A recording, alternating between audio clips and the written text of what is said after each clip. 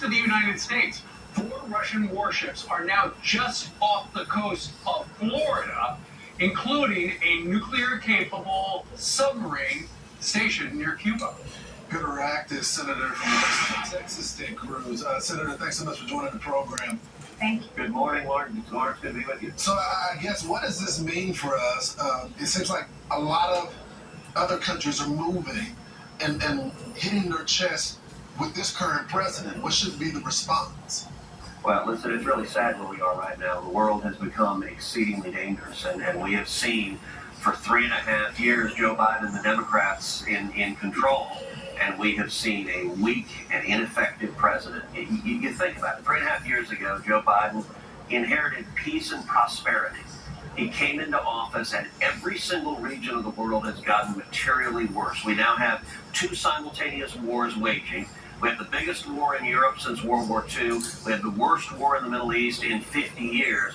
And all of that is the direct consequence of a weak and ineffective president. Our enemies have looked to the Oval Office. They've seen a commander-in-chief that they're not afraid of. And I got to say, America is the indispensable nation. We need a president who's strong, who leads. And instead, when you have a president who's weak, who engages in appeasement, as sadly Joe Biden has done since day one, every bad guy on the globe is on the march. And that's why we're seeing, for example, Russian ships off Cuba with hypersonic weapons testing missiles just 90 miles off the coast of Florida. China's got a huge presence there, too, a bigger presence out there, too. So inside Cuba, what are they thinking? We know very little about them since the Castros have disappeared.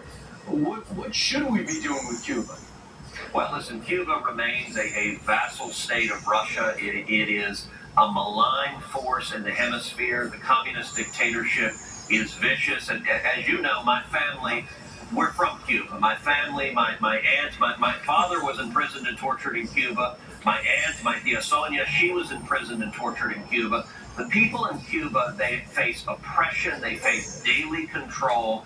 The communist government controls every aspect of their lives, and it is misery. And Cuba not only imposes that misery on their citizens, but they export it throughout Latin America. There is an axis from Cuba to Venezuela with Maduro, where the two of them are in close ally, and you see Cuban thugs appear in repressive regimes throughout Latin America. And by the way, just a minute ago, we were talking about the effect on the world stage of Biden. We've seen that in Latin America, where country after country that was friends with America has now gone hard left. So, for example, Brazil, the largest country in Latin America, used to be led by Bolsonaro. Bolsonaro was a friend of America. Bolsonaro was a free market leader, a strong leader for Brazil. When Joe Biden came in, they immediately began undermining him, attacking him. They didn't like him because Bolsonaro was close with Trump. We now have Lula, a hard-left Marxist who hates America. Criminal. They did and a criminal. They did the same thing in Colombia. They did the same thing in Guatemala. This administration, if you're interested in toppling leaders who like America and putting in leaders who hate America and are close to communist China, well, that's been the record of the Biden White House. Yep. Senator, I know you're from the great state of Texas, and this is important to you, our border. The new DHS Inspector General report came out. It says the screening and the vetting of our migrants is inadequate. The way we're doing it is wrong. Our officers on the border don't even get all of the information for everybody. So that's why you have those 8 that were arrested a few days ago that had been fully vetted. We knew a lot about them. We didn't know everything about them. They finally did their research, and there were red flags, and they arrested them.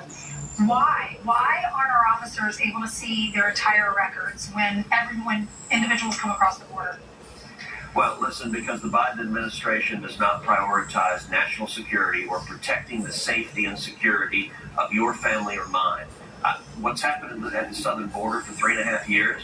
We've seen a criminal invasion at our southern border. Sadly, I have been saying for some time, we are at a greater risk right now of a major terrorist attack than we've been at any time since September 11th.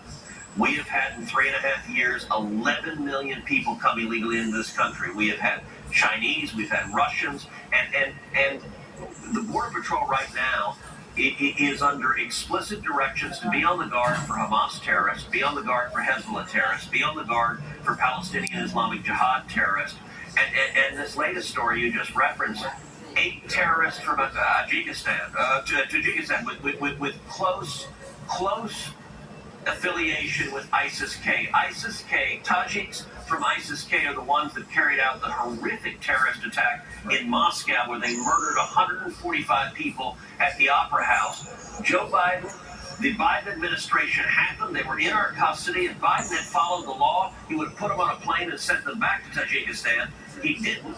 He did a vetting that was thoroughly inaccurate, as the Inspector General report demonstrates. He released them, and just this week they were arrested in New York, Philadelphia, and Los Angeles for what appears to be planning a terrorist attack. Well, the IG report is damning. Let's see if they make any changes. Senator, thank you very much for joining us today from the Russell Rotunda. Thanks, guys. Appreciate it. And good luck in your reelection. Yep. All right. Texas. All right, turning now to this.